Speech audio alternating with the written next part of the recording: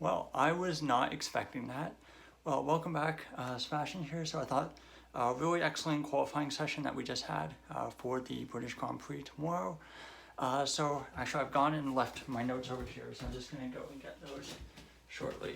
Or 1 second. Oh, here we go, back with my notes. All right, so it was actually supposed to be a wet qualifying session, but it turned out to be dry, and they were on soft tires the whole time. Basically when I turned the TV on, Hamilton had basically spun into the gravel on his first hot lap at Stowe, but he managed to continue, didn't beach the car, so luckily for him. Verstappen then went fastest by at least 7/10, and Sargent says over the radio that it's starting to rain, so drivers really need to get a lap in now. Alonso then goes top by 7/10 over Verstappen, and Hamilton, I wrote down Hamilton really needs to get a lap in before the rain comes because he spun on that lap, so he hadn't even set a lap time yet. Russell goes fastest, followed by Alonso, so the times are dropping very quickly. Perez's fast lap is only 12th. He really needs to improve. Hulkenberg gets his lap time deleted as well. And right after they showed a replay of Sargent basically making a complete mess of one of the corners and effectively going slightly airborne over the grass. So that was a cool replay they had. Albon also had his lap time deleted. And at this point, the Williams were really struggling with the very green track. There had been a lot of rain earlier in the day in the F3 and the F2 races. So the track was very green, very low grip. And you can see between the sessions how much the times dropped as well. Let's see, yeah, then there was, then we got our big moment of Q1. Magnussen basically broke down in sector 3. He just ground to a halt, and the red flag comes out as well.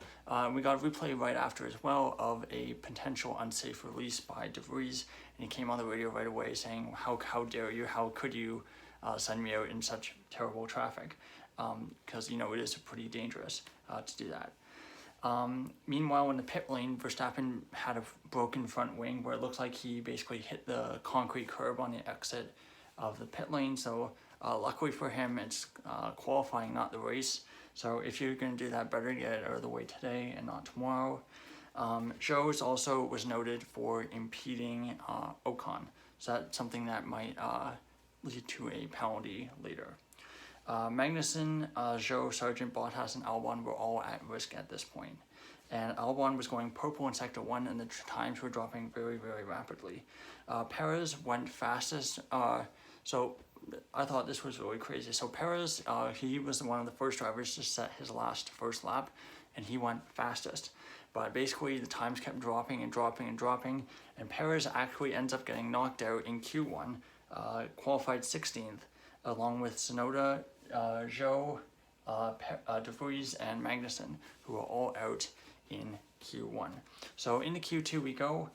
Sargent says that it's really slippery, still very low grip. Sargent, Albon, Alonso, and Stroll were all at risk after the first runs. Oh yeah, I forgot to mention, so after, at the end of Q1, right when they're, after they finish their laps and they're driving back to the pit lane, Bottas's car just broke down, decided to break down. So they had to go, and it was actually quite a long delay while they had to go get a tow truck, go pick up Bottas's car and get that out. So Bottas, who had gone into Q2, was basically guaranteed to be that 15th spot in Q2. So only 4 spots really up for grabs get knocked out basically. Sargent then gets his second lap deleted in the session, and Stroll as well, so they're both at risk. The McLarens look really quick, and Norris goes fastest by half a second. Ocon, Hulkenberg, Stroll, and Sargent and Bottas were all in the bottom 5 before their final runs. Albon goes second, and Verstappen goes fastest by 3/10. And your drivers who are out after Q2 are Bottas, Sargent, Ocon, Stroll, and Hulkenberg. So a bit rough for Stroll, who looked a bit better this weekend, gets knocked out in Q2. And I know there was an incident between Ocon and Stroll that might be impeding on Stroll's part. We'll wait and see what happens tomorrow. Let's see. So then we get Just for note, obviously this didn't matter, but Verstappen, Piastri, Norris, Albon, and Sainz were your top 5 after Q2. I was really surprised to see both McLarens in the top 3. Maybe a bit of foreshadowing for things to come, but of course we didn't know at the time. Q3, Verstappen, Hamilton, Piastri, Leclerc, and Sainz were top 5 after your first runs. Q3 was pretty uneventful. There was no big incidents or crashes like there were in like there was in Q1. Leclerc was then up on it by a 1/10.5 on his second run over Verstappen's time, and Verstappen's initial time was very good. It was about 6/10 clear of Hamilton, who was second. And then Leclerc was very close through the first 2 sectors, but is just a little bit off the pace and goes in second initially. Then Norris takes provisional pole as well, and I think there was a good deal of excitement about McLaren potentially getting pole position, but it was not to be. Verstappen this year is inevitable. He takes pole position at 1:26.720. A very good lap by Verstappen, especially given that his teammates down in 16th basically.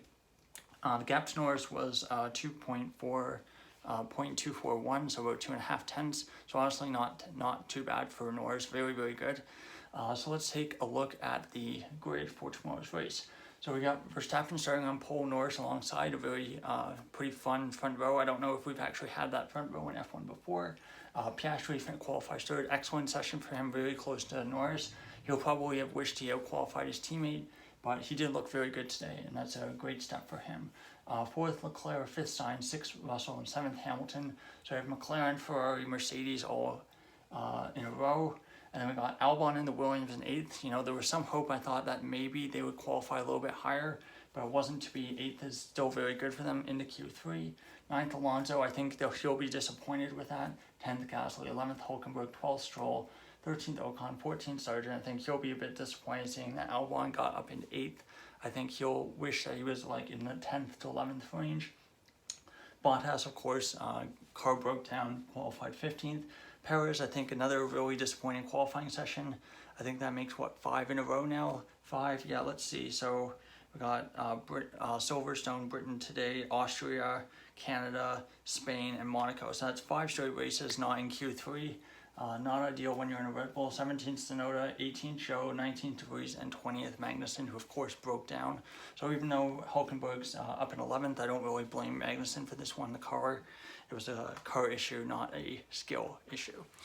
So that's all for the qualifying review for the British Grand Prix. I think we have a pretty exciting grid. I don't think the McLarens are going to be able to stay there in the race, but we shall see. I think the Mercedes still look pretty good on the race pace. I looked at the race pace analysis that the official F1 website did, and they did say that Mercedes did look good in the races, and I kind of agree. But I do think it gives Verstappen a nice buffer behind the Mercedes, and I do think he'll be the heavy favorite. Perez will be attempting to recover.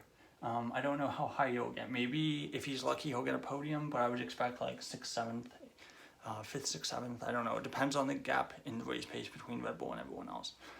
So that's all for this video. Thank you so much for watching. If you want to watch more, please like and subscribe. It really helps out the channel. I'll see you guys all again tomorrow. Goodbye.